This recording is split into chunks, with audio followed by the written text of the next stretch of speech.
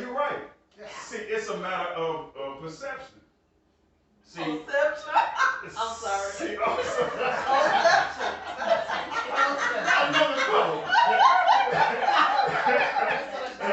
Right?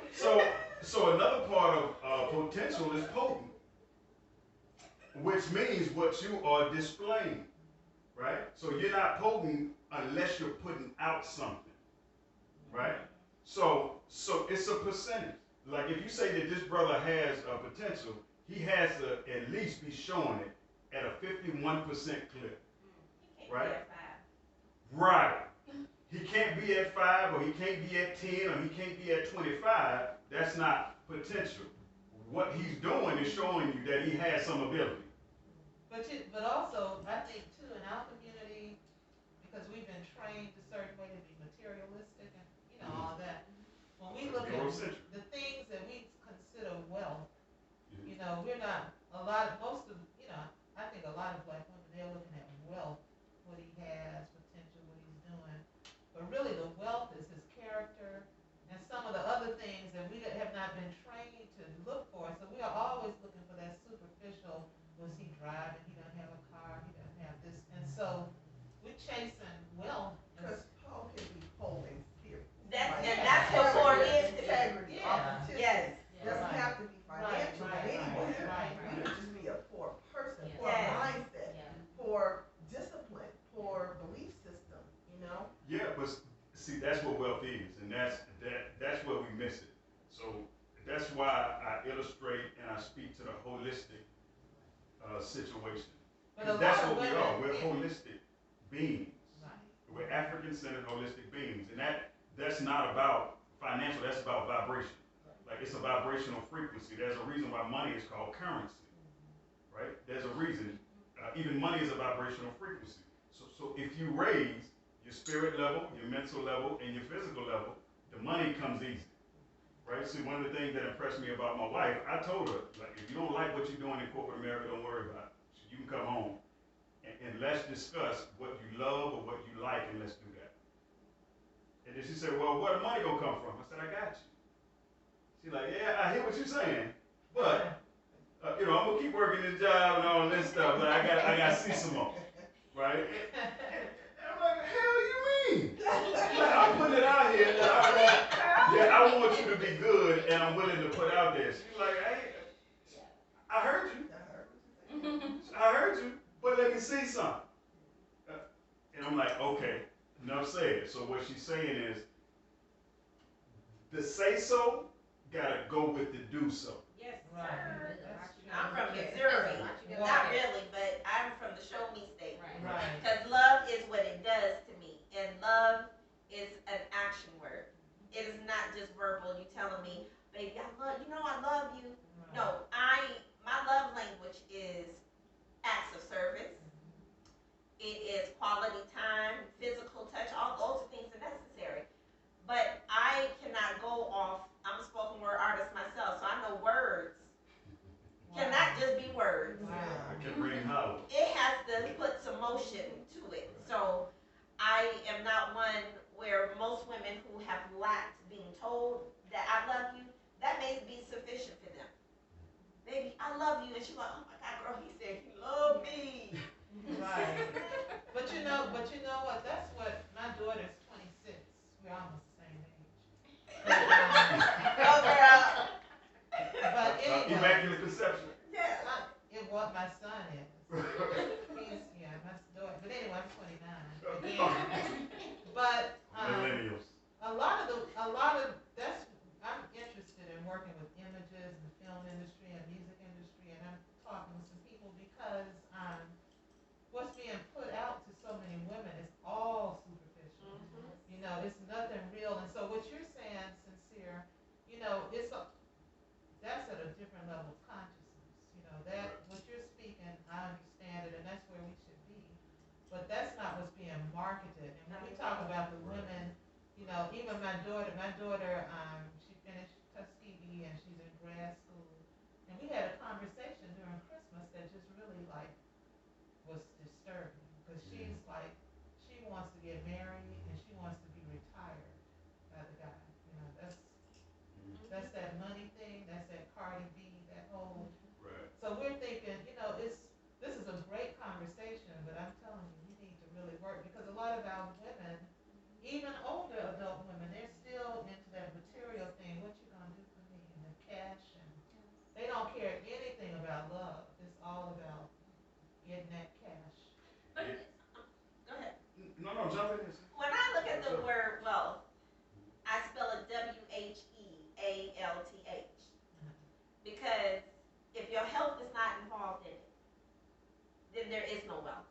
Right. And that's spiritual, mental, emotional, physical, financial. It is all encompassing. And I think that when we totally look on the fact, like you're saying, like the Cardi B syndrome, where we just like make that money, I need that man. That is the least, because if he making money, but yet he at one of the strip clubs, making it rain there too, we still have imbalance.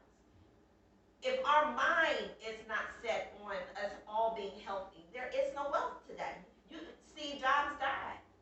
I look at it like that. Like, this man was a billionaire. His money couldn't save him. Right.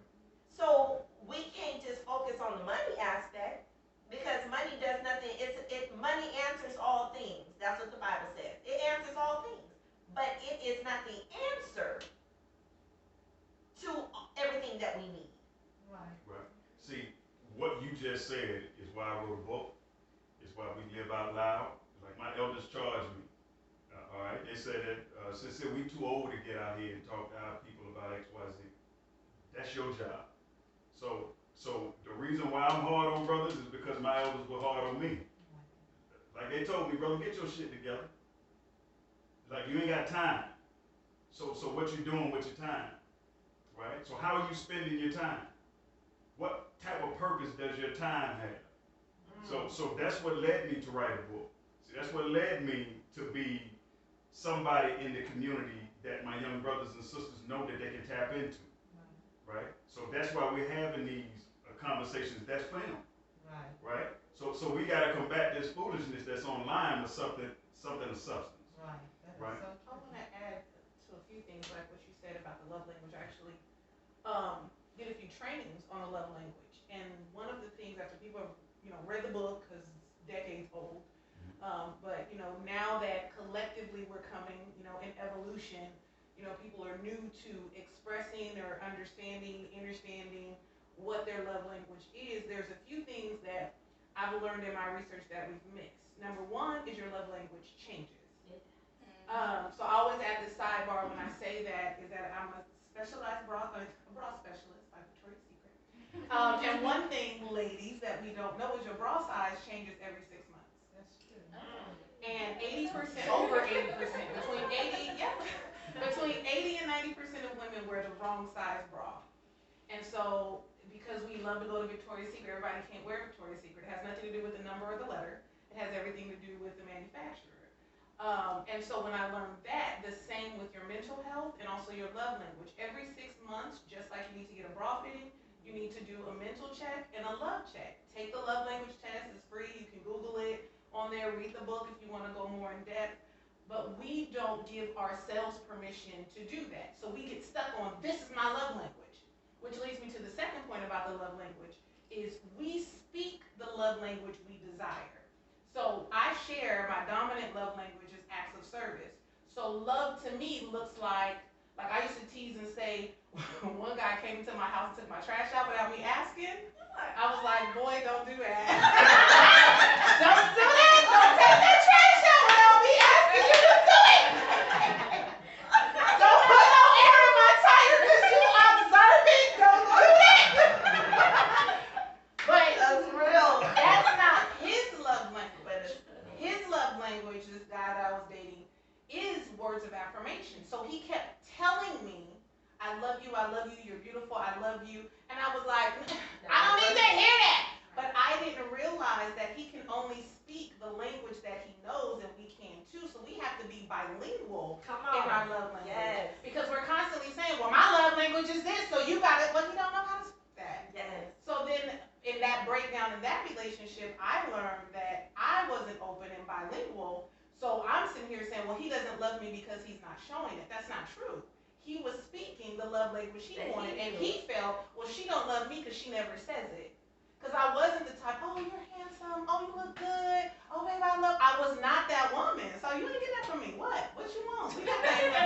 Take the trash out. Okay, take that trash out. I don't know, kid up in here. I ain't got time to sit there and all this little mushy. I ain't that woman. He's physical touch you. I'm hot. I'm sweaty. I'm in California, so 100 degrees. Get off me. You know, it's good. No, I don't want to go time. But anyway, and that's what that breakdown was. So also giving ourselves permission to change that. Yes. To be able to say, well, you know what? January, my love language was very different pre-COVID. Right now, I'm learning that in December, my love language is something totally different. I'm learning, and I'm learning that we don't give ourselves permission to do that, to change that, to say that this is who I am, and in multiple levels. Yes. You know, because we've gotten to a point to say, this is what I want, this is who I am, this is the way that I want it, that can change. It can. Yes. And we don't give ourselves time to evolve for the men either. To say he's not, like you had said before, I'm not the same woman that you met, you know, back then when I first got married. I'm not that woman, and because I believe, you know, true society and media, but as a culture, because we don't have these type of conversations and remind ourselves, woman to woman, we don't remind sis, like, girl, you are not who you was December 2019. Yes. You are not Crystal, no. We sit on the couch, have whole conversations.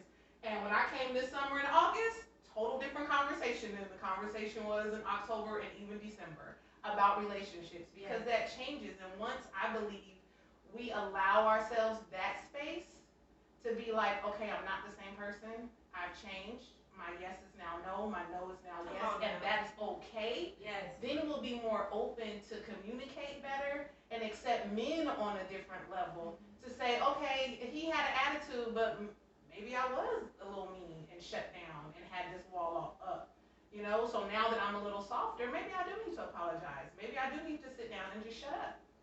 So this is what I want to add, because I get asked about the 5 love languages often, right? Especially for African-centered folks, but for everybody in general. And you made a great point about the love languages changing as we evolve. But I want everybody to understand, that's aware of that book, that all of those 5 love languages, we need them all.